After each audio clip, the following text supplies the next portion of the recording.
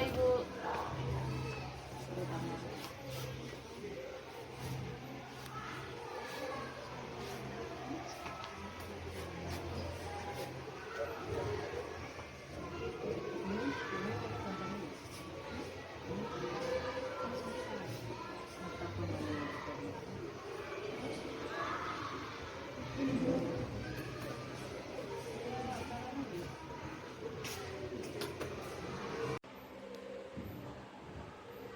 Assalamualaikum warahmatullahi wabarakatuh.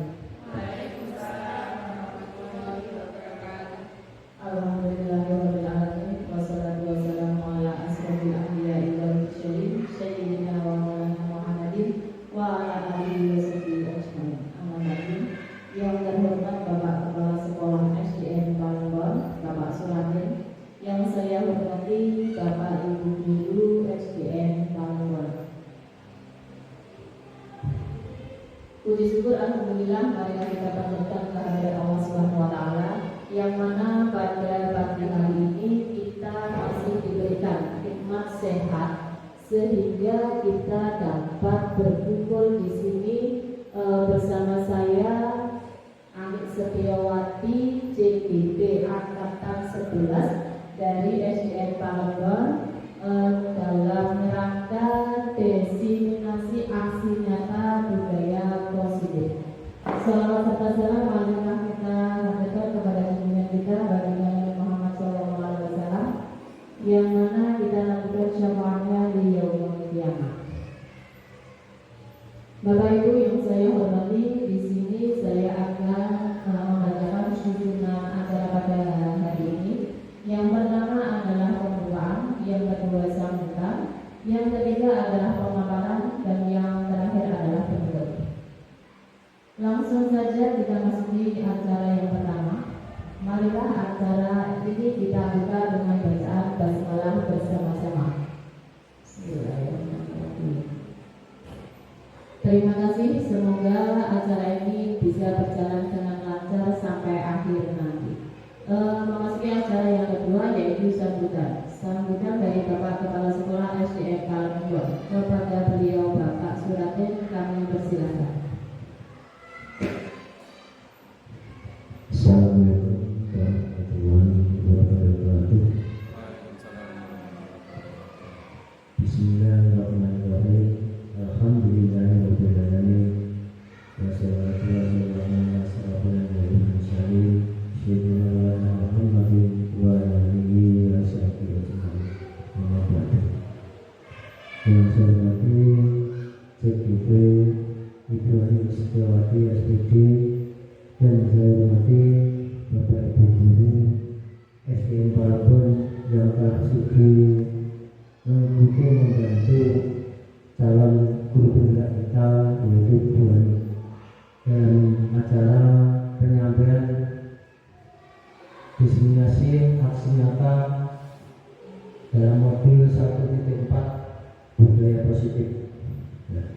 Dalam acara ini saya mengucapkan banyak terima kasih kepada CGP kita yang sangat bangga ya. Saya sebagai kepala sekolah dan Palembang sangat bangga karena ada salah satu guru kita yang sudah mengikuti CGP dan sudah melaksanakan tugasnya yaitu menyampaikan ide baik atau gagasan yang baik atau praktek baik kepada guru-guru kita ataupun kepada saya sebagai kepala sekolah agar praktek baik yang dapat dari CGP ini dapat menular kepada guru-guru kita dan dapat mempraktekkan pembelajarannya di kelas mulai dari kelas 1 sampai dengan kelas 6 sehingga harapan kami sebagai kepala sekolah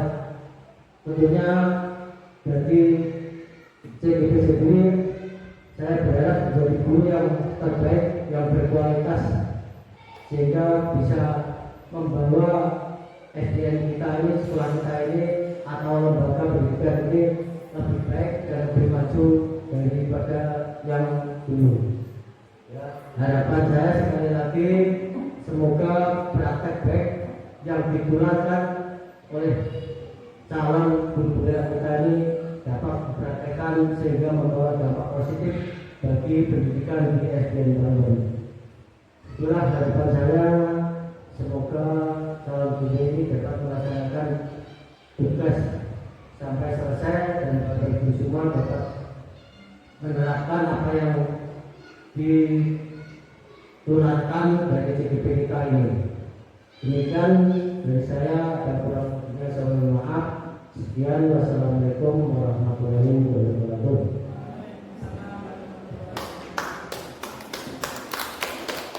Terima kasih. Saya sedang kepada Bapak Sutapen sebagai Kepala Sekolah SDN Balongan. Selanjutnya acara yang ketiga yaitu pemakaran. Pemakaran itu yang akan memaparkan diseminasi aksi nyata modul 1.4 budaya positif adalah saya. Perkenalkan, saya Amit Setiawati, CGP Angkatan 11 dari SDN Balongan. Bapak Ibu yang saya hormati, saya ucapkan terima kasih sekali kepada panjenengan semua yang sudah meluangkan waktunya untuk mengikuti kegiatan ini, kegiatan diseminasi aksi nyata yang dulu kita juga sudah pernah berdiskusi tentang visi dari guru penggerak. Ini saya lakukan untuk memenuhi tugas dari PGP, Pendidikan Guru Penggerak. Saya sampai detik ini saya sudah melaksanakan atau menyelesaikan modul 1.1, 1.2, 1.3, dan 1.4. Ini tugas modul 1.4 membuat aksi nyata. Di sini saya berdiri di sini bukan berarti saya yang lebih pintar, bukan. Tapi kita akan belajar bersama-sama. Saya akan berbagi praktik baik tentang apa yang sudah saya dapatkan dari pendidikan guru penggerak yang sudah saya lakukan. Selanjutnya, sebelum ke materi, saya minta Bapak Ibu untuk berhadapan-hadapan. Satu bangku bisa 2 orang, yang satu itu seolah-olah punya benda yang ditaruh di tangan. Genggamlah benda itu sekuat mungkin. Terus teman yang satunya itu mencoba untuk melepaskan genggaman tangan yang ada di tangan teman kalian, teman satu bangku. Bisa? Tolong dilakukan sekarang. Mulai ya. Ayo, yang satu pegang seolah-olah kalian memegang benda yang sangat berharga sekali, dan jangan sampai pegangan tangan itu kalian Bapak Ibu kalian harus berusaha untuk mempertahankan pegangan itu, walaupun ada mungkin rayuan dari teman kalian, ada gelitik dari Bapak Ibu guru yang lain, tapi panjenengan semua pertahankan apa yang menjadi yang sudah panjenengan genggam. Ayo, bisa dimulai dari sekarang. Monggo. Yang satu berusaha untuk melepaskan. Bagaimanapun caranya, usahakan tangan yang digenggam itu dilepaskan. Oyo-oyoan, anggap aja panjenengan ngoyok benda yang ada di dalam genggaman ibu yang lain. Ayo, bisa?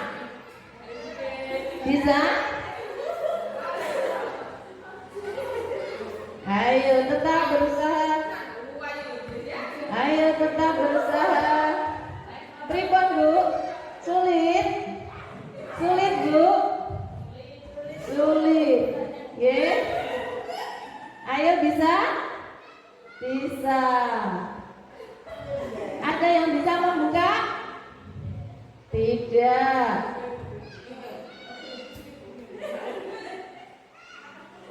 Pripun? Ada yang sudah berhasil membukanya.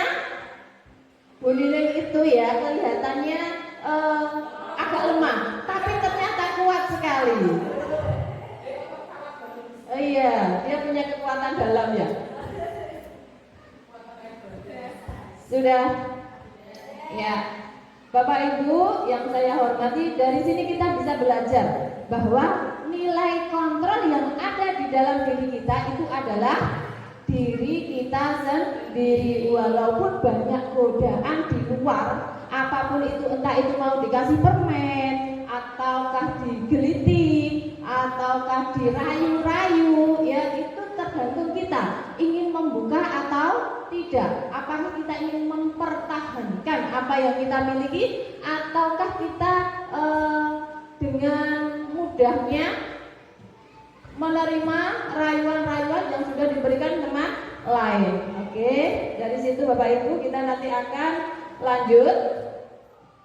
Seorang guru yang baik harus memiliki kemampuan dalam mewujudkan budaya positif di sekolah. Budaya positif tersebut dapat dijalankan dengan menerapkan konsep-konsep antara lain. Ya, ini berhubungan dengan tadi budaya positif. Ya. Nanti ada yang pertama disiplin positif, ada motivasi perilaku manusia, keyakinan sekolah atau kelas, kebutuhan dasar manusia, posisi kontrol restitusi, dan segitiga restitusi. Dalam kegiatan ini nanti kita akan membahas 6 topik yang ada di tempat ini. Ya. Sekarang untuk nomor 1, disiplin positif. Disiplin positif itu sudah sering kita lakukan di sekolah. Okay? Di sekolah kita itu sudah sering sekali kita lakukan yang namanya disiplin positif.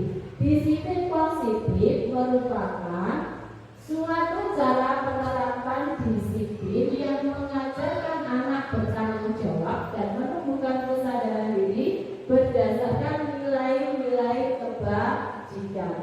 Nilai-nilai kebajikan itu ya nilai-nilai sing apik. Kebajikan itu berarti kan hal-hal yang baik. Di antaranya adalah mungkin jujur, bertanggung jawab, mandiri. Mungkin ada yang lain bisa menyebutkan. Monggo.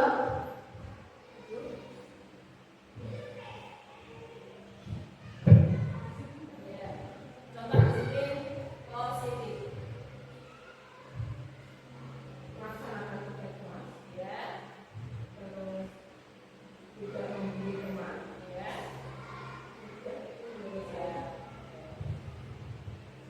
Tadi dari Bu Priska, nilai-nilai kebajikan yang ada itu siswa sudah melaksanakan tiket. Terus yang kedua, membuli teman. Ya, di sini kita sebenarnya sudah melakukan yang namanya disiplin positif. Ya, sekarang kita harus sadar menumbuhkan kesadaran pada diri anak. Tanpa kesadaran itu kita tidak akan bisa melakukannya. Maksudnya gini, anak harus ditanamkan rasa kesadaran itu yang ada dalam diri anak. Nanti kalau kesadaran itu muncul dari dalam dirinya sendiri, maka tidak akan ada lagi rasa ingin dipuji, rasa ingin dihargai, karena itu sudah ada, sudah tertanam di hati anak-anak tersebut. Terus lanjut, disiplin positif lebih ke arah disiplin diri yang dapat mengontrol diri dalam melakukan segala tindakan. Tadi kita sudah praktekkan. Kontrol yang ada pada diri kita itu adalah diri kita sendiri. Untuk membuka, untuk melakukan sesuatu itu adalah diri kita sendiri tanpa ada pengaruh dari orang lain. Ya. Jadi kalau misalnya itu ditanamkan ke anak, kalau anak sudah tertanam dengan disiplin positif, tanpa diperintah pun anak-anak sudah otomatis akan melakukan tanggung jawabnya. Lanjut, disiplin positif. Di sini ada disiplin muncul dari motivasi internal yang kuat. Motivasi internal itu adalah motivasi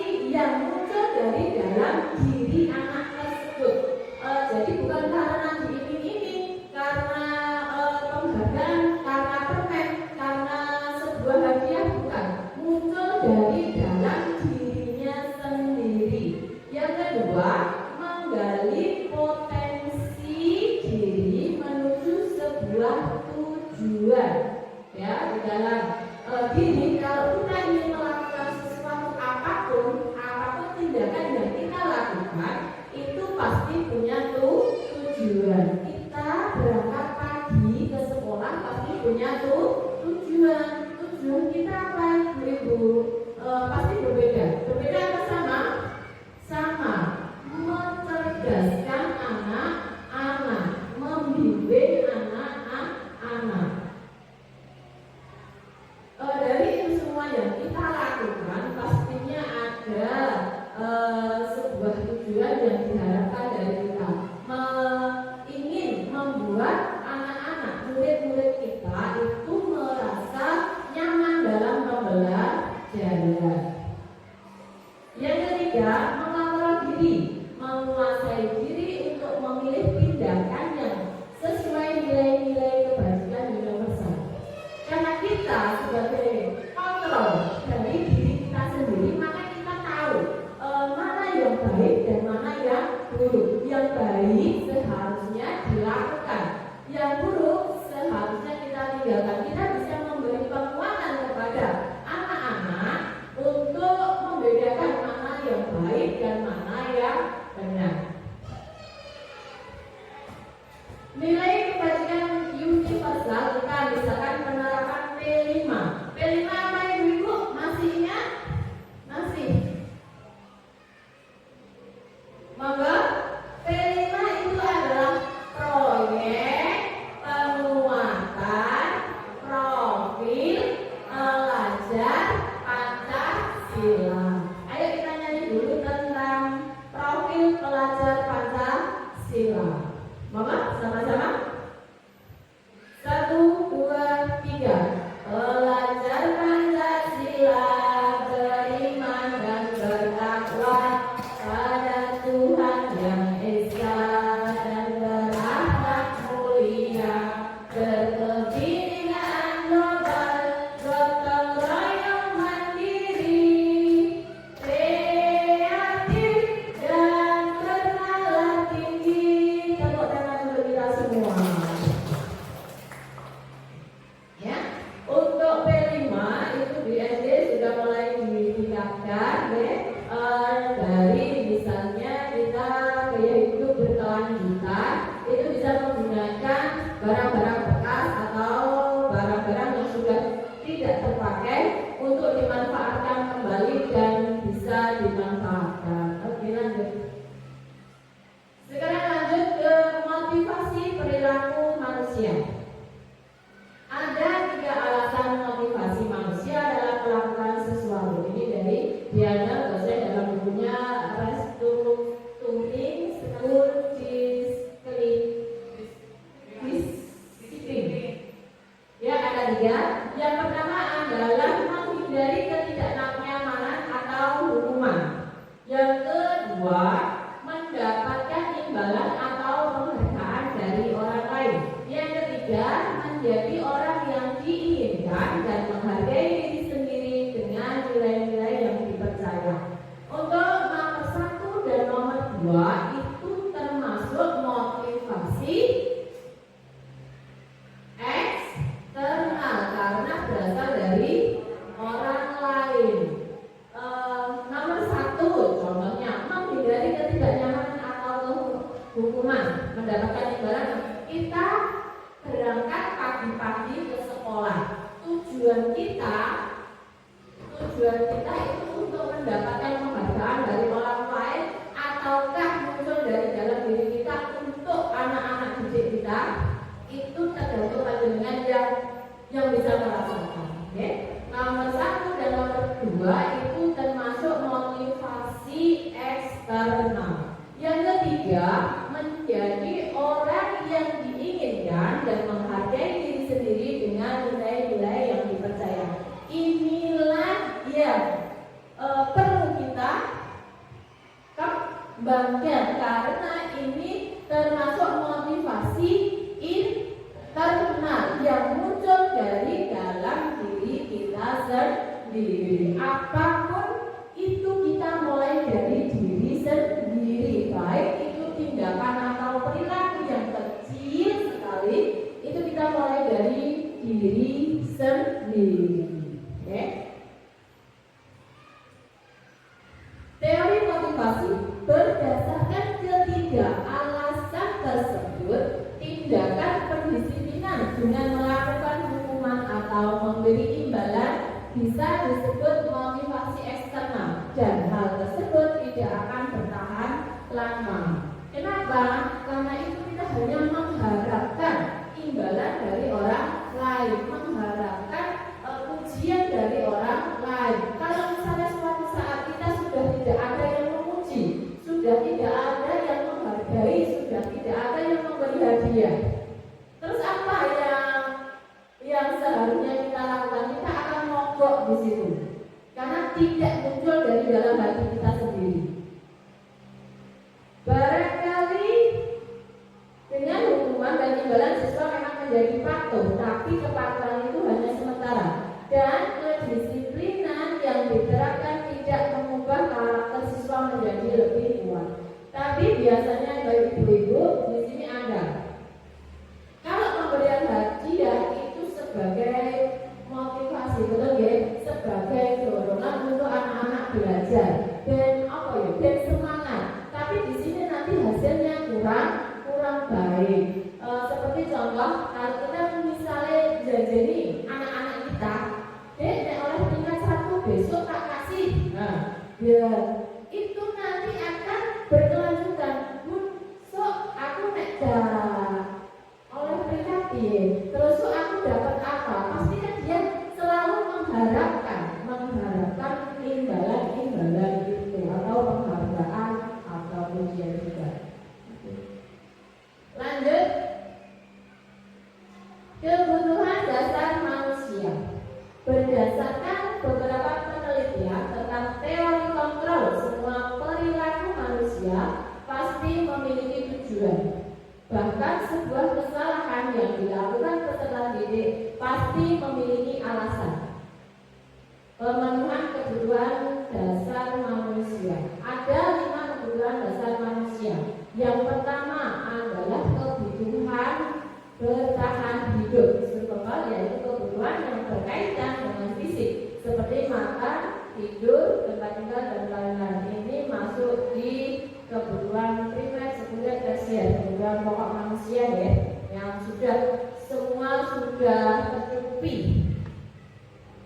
Yang kedua, kebutuhan cinta dan kasih sayang atau penerimaan. Dimanapun kita berada, kita pasti butuh kasih sayang. Apalagi di keluarga, itu juga butuh kasih sayang antara anggota keluarga.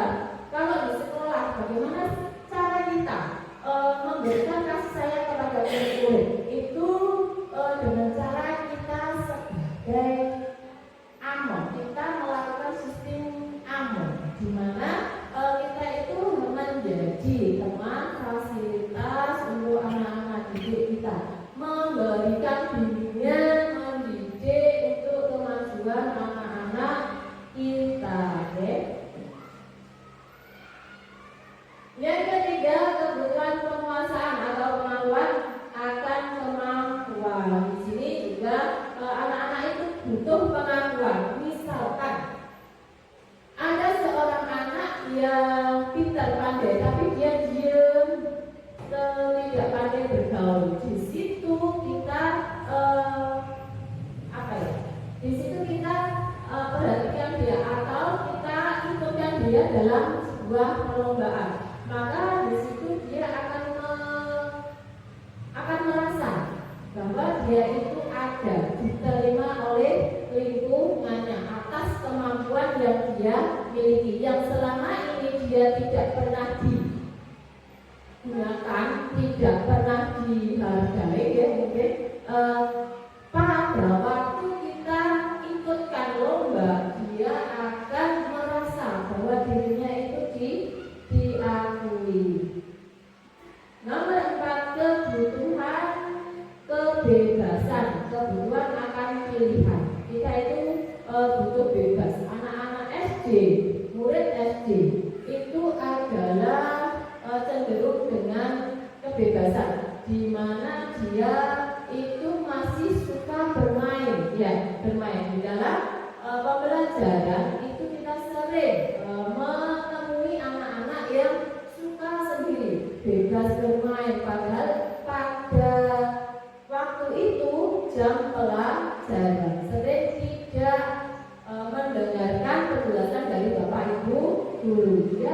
boleh mungkin ada yang menggambar, ada yang bercerita dengan temannya.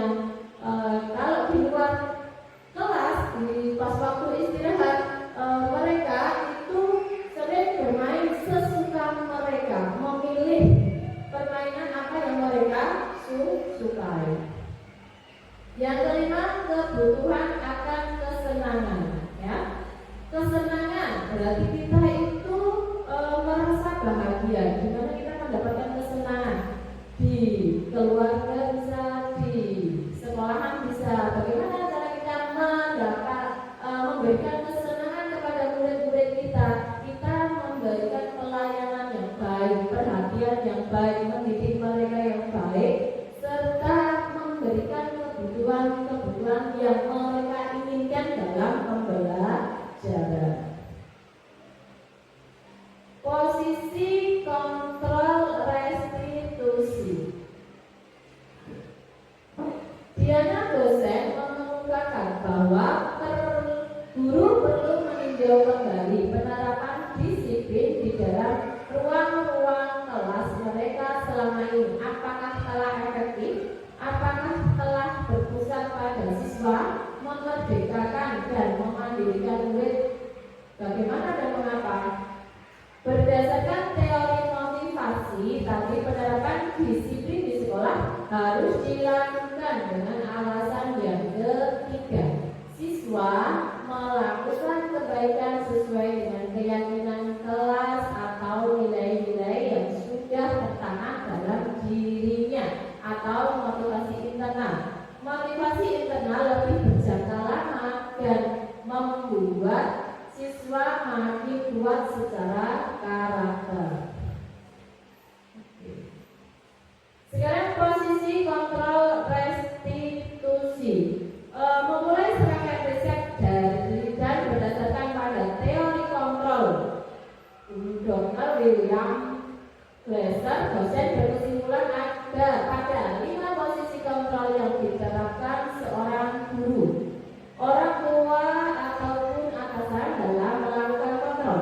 Kelima posisi kontrol tersebut adalah: yang pertama, penghukum; yang kedua, membuat merasa bersalah; yang ketiga, teman; yang keempat, memantau; yang kelima adalah manajer. Bapak Ibu, kita sebagai guru pastinya memiliki 5 kontrol ini. Dan yang sering Bapak Ibu lakukan selama ini pada murid-murid itu posisi kontrol yang mana?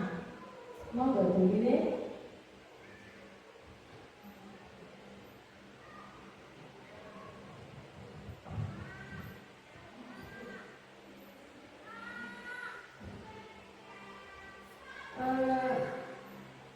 Mungkin yang pertama,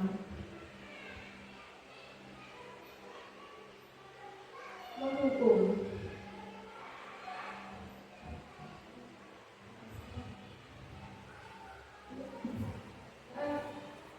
Posisi kontrol yang pertama, kita memberi hukuman, cuma hukumannya itu hukuman yang mendidik, ya, bukan hukuman kekerasan pada fisik, bukan. Nah, dari cara posisi kontrol menghukum dengan cara mendidik itu kita bisa memberikan aturan di dalam kelas. Ketika anak melanggar itu memberikan hukuman, tapi dengan cara mendidik, ya. Mungkin kalau saya seperti itu. Oke, terima kasih, tepuk tangan untuk Bu Dine. Mungkin ada pendapat yang lain. Selama ini posisi kontrol yang manakah yang sudah panjenengan lakukan selama ini? Monggo, Bu Kapris.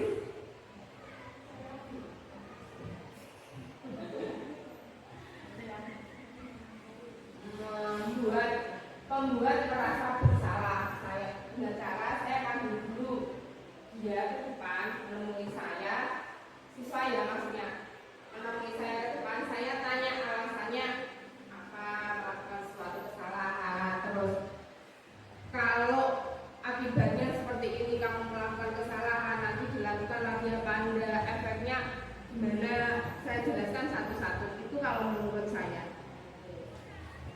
Terima kasih Bu Kapris, luar biasa sekali jawabannya. Bapak Ibu yang saya hormati, kita selama ini menggunakan posisi kontrol yang nomor 1 dan nomor 2 itu sering sekali.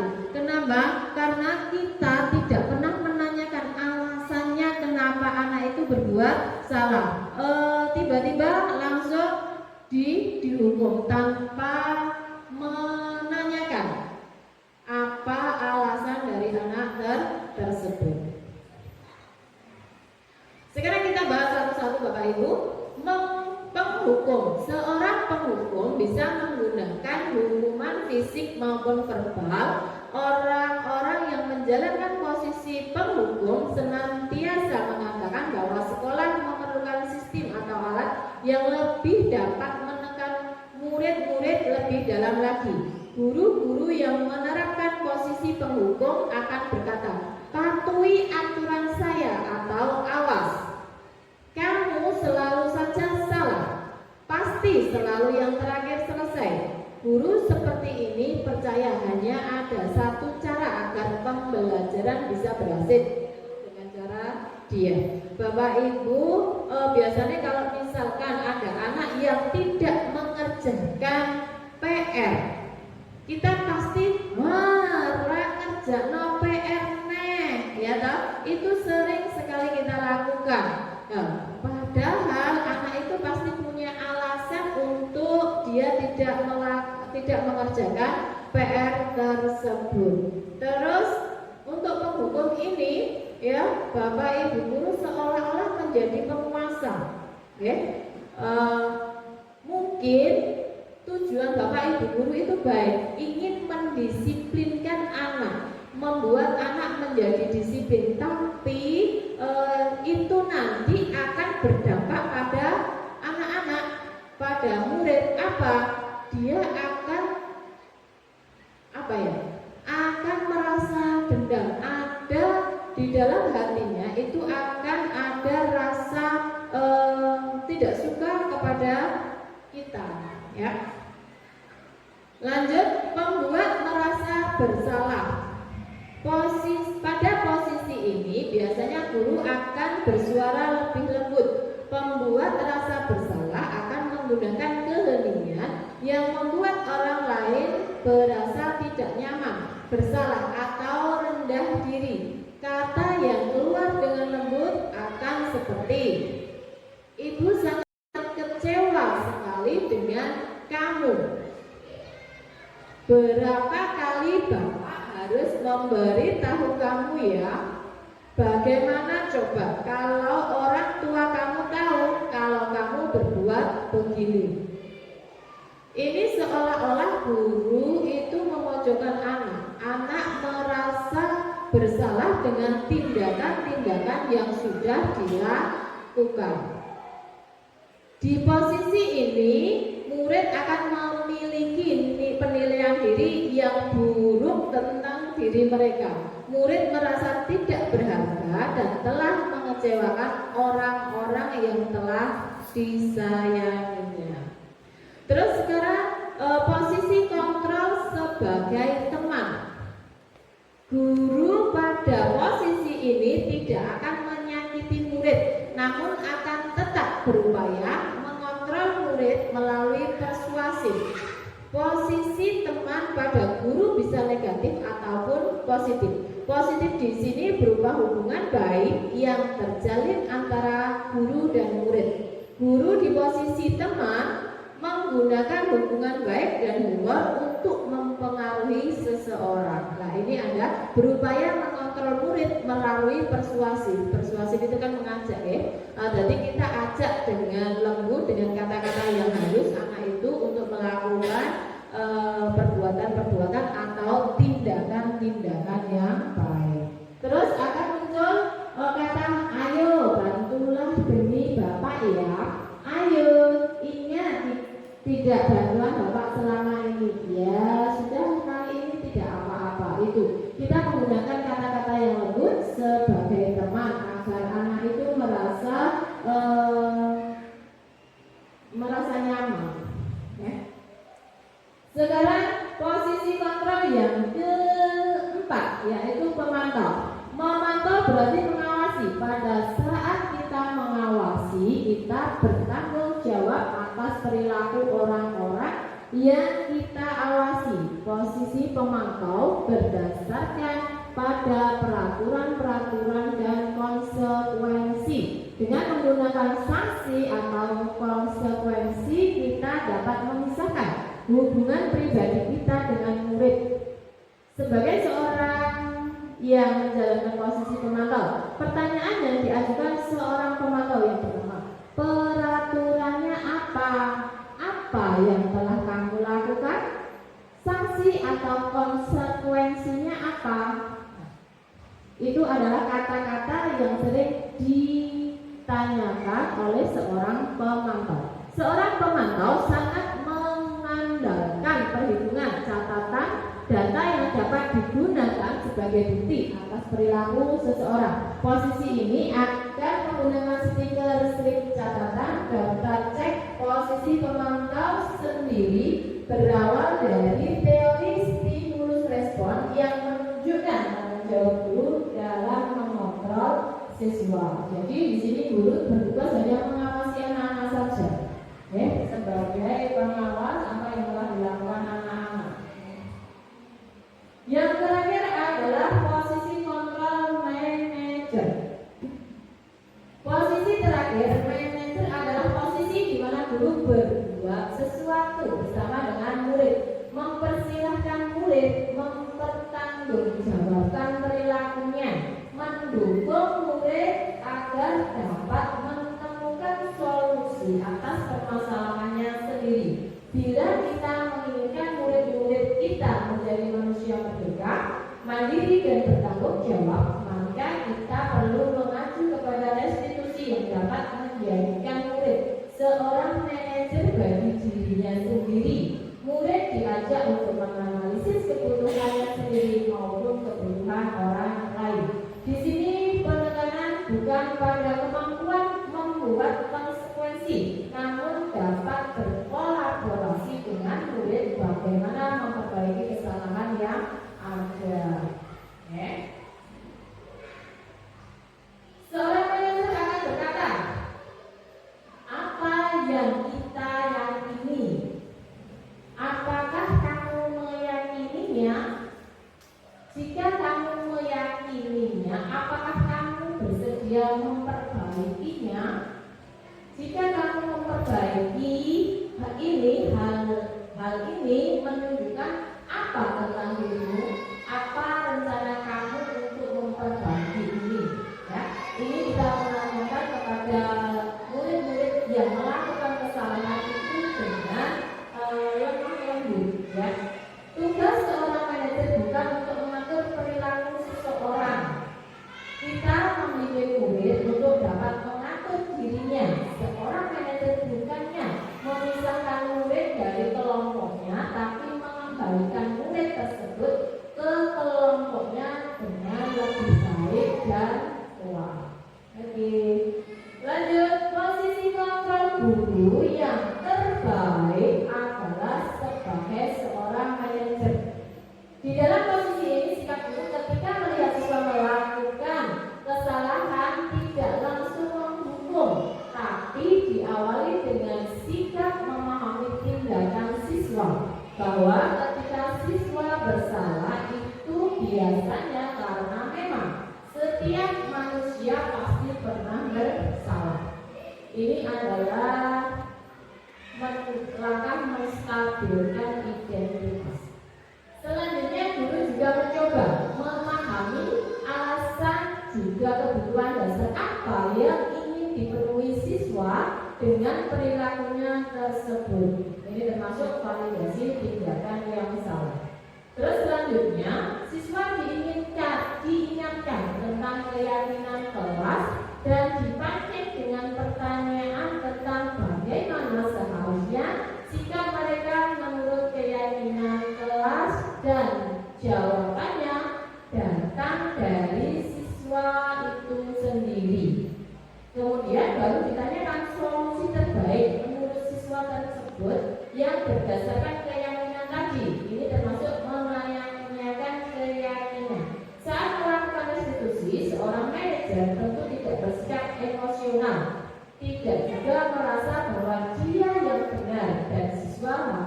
mengikuti aturan saya. Oke, lanjut. Ini tadi sudah dibahas tadi tentang keyakinan kelas. Kita sudah menyepakati mungkin dari awal pembelajaran itu kita sudah membuat keyakinan kelas. Bagaimana caranya? Ya, yang pertama.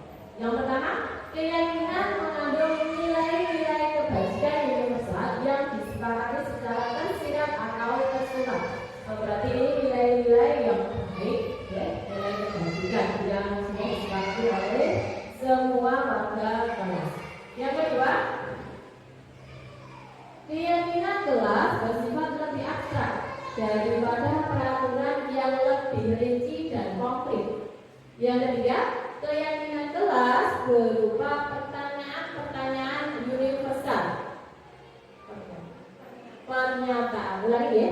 Yang ketiga, keyakinan kelas berupa pernyataan universal. Yang keempat, pernyataan keyakinan kelas hendaknya tidak terlalu banyak sehingga mudah diingat dan dipahami semua warga kelas. Yang kelima, keyakinan kelas sebaiknya sesuatu yang dapat diterapkan di lingkungan tersebut. Dan yang terakhir, semua warga kelas sebenarnya ikut berkontribusi dalam pembuatan keyakinan kelas lewat kegiatan curah pendapat. Terus sekarang prosedur pembentukan keyakinan kelas. Yang pertama, mempersilahkan warga sekolah atau murid-murid di sekolah atau di kelas untuk berdua mencatat semua masukan-masukan para murid atau warga sekolah di papan tulis atau di kertas besar, kertas ukuran besar, di mana semua anggota kelas atau warga sekolah bisa melihat hasil curah pendapat. Yang ketiga, susunan keyakinan kelas sesuai prosedur pembentukan keyakinan sekolah atau kelas. Terus selanjutnya, gantilah kalimat-kalimat dalam bentuk negatif menjadi positif. Kalimat negatif, jangan berlari di kelas. Kalimat positifnya, berjalanlah di kelas. Ya, kita ubah dulu, Bapak Ibu Guru, untuk kalimat negatif menjadi kalimat positif. Selanjutnya, ajak warga sekolah atau murid-murid untuk menemukan nilai-nilai kebajikan atau keyakinan yang dituju dari peraturan tersebut. Selanjutnya, setelah keyakinan sekolah atau kelas selesai dibuat, maka semua warga kelas dipersilakan meninjau ulang dan menyetujui dengan menandatangani keyakinan sekolah atau kelas tersebut, termasuk guru dan semua warga atau murid. Selanjutnya, keyakinan sekolah atau kelas selanjutnya bisa ditempel di dinding kelas di tempat yang mudah dilihat semua warga kelas. Nah, ini Bapak Ibu Guru, bagaimana kita membuat keyakinan kelas. Yang pertama, kita tanyakan dulu kepada siswa-siswa pembelajaran atau kelas seperti apa yang mereka inginkan. Terus kemudian suruh tulis di stick note, kemudian anak-anak itu suruh menulis keinginan mereka di situ. Kemudian suruh menempel di papan atau lembar kertas di depan papan tulis. Kemudian setelah anak-anak itu menempel, kita ubah kalimat-kalimat yang sudah ditempel anak-anak itu menjadi kalimat yang positif, ya, menjadi kalimat yang positif. Terus kemudian di sampingnya itu muncul keyakinan kelas, ada menghormati guru, terus ada sopan santun, saling menghormati, saling menolong, dan fokus belajar. Itu kesepakatan kelas yang sudah terbuat dan harus dijalankan atau dilaksanakan oleh seluruh anggota kelas. Selanjutnya, segitiga resti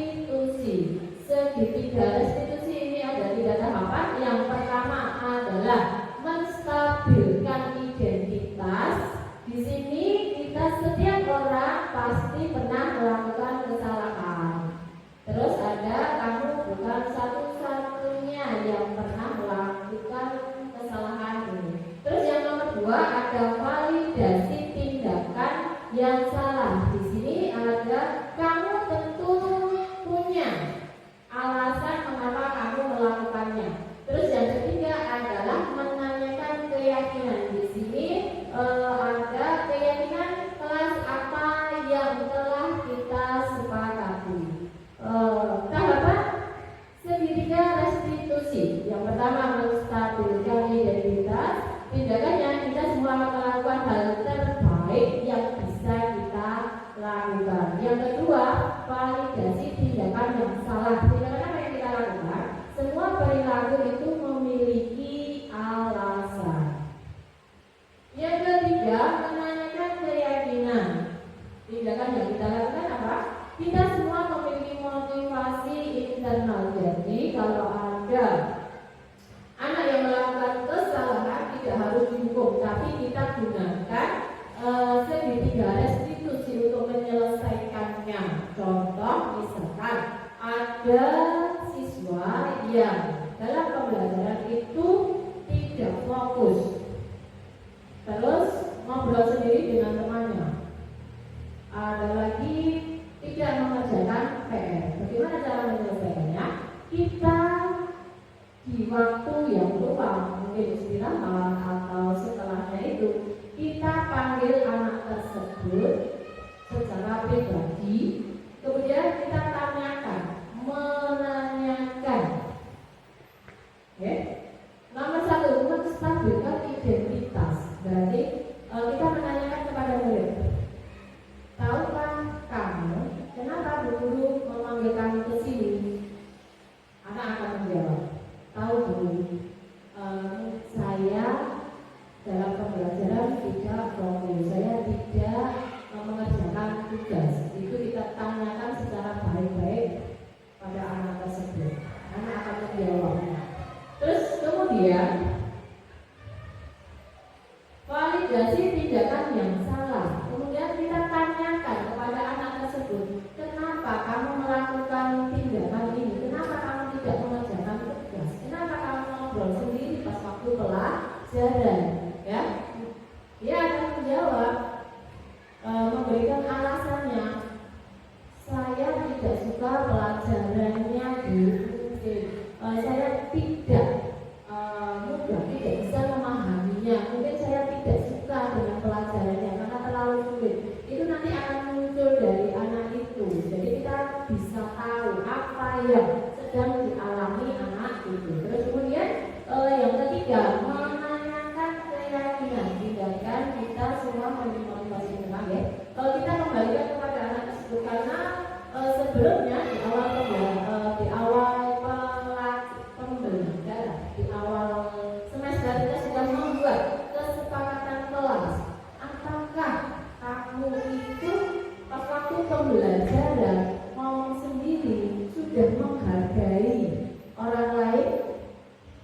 Ya, karena itu yang merupakan keyakinan kelasnya.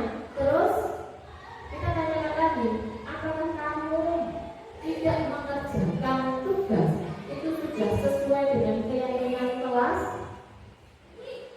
Maka siswa itu akan menjawab tidak, karena itu berhubungan dengan tanggung jawab. Ini penerapan segitiga restitusi. Yang pertama, tugas tadi tidak mengerjakan tugas. Terus selanjutnya itu melakukan restitusi. Dan akhirnya terima kasih. Bapak Ibu Guru, saya ucapkan terima kasih sekali.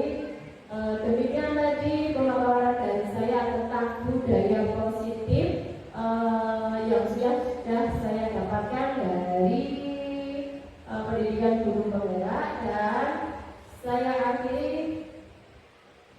Wassalamualaikum warahmatullahi wabarakatuh. Waalaikumsalam warahmatullahi wabarakatuh. Jempol kanan, jempol kiri, dua jempol.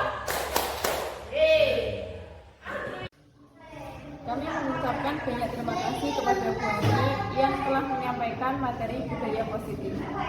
Materi yang disampaikan sangat menginspirasi dan sangat bermanfaat bagi kami. Kami akan mengimplementasikannya di sekolah kami. Terima kasih.